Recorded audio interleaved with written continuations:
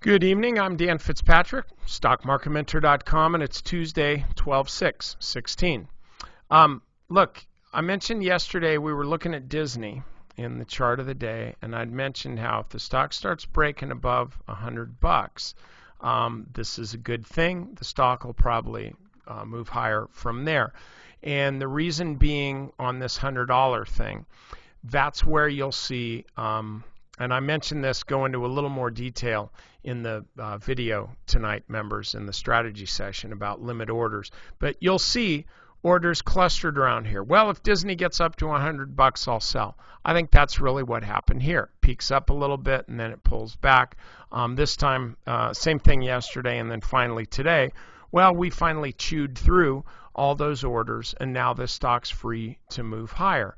I think part of the reason why the stock's moving higher, other than just a general lift to the market, is the ongoing conjecture that they may ditch ESPN, which wouldn't be a bad thing since 9 million subscribers have already ditched ESPN in the last 3 years. I would be one of them. It sucks. So anyway, and if you're an ESPN person, I'm sorry, I didn't really mean that. Yeah, I did.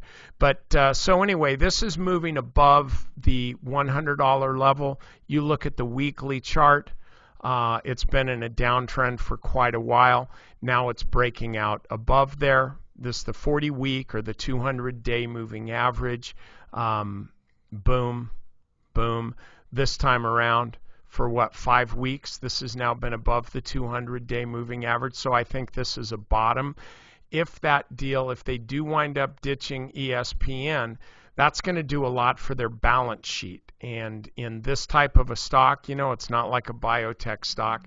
This thing does trade on fundamentals and what money managers think are, the prospects for Mickey Mouse. So right now here, I would suggest if you want to be long the stock, keep a stop.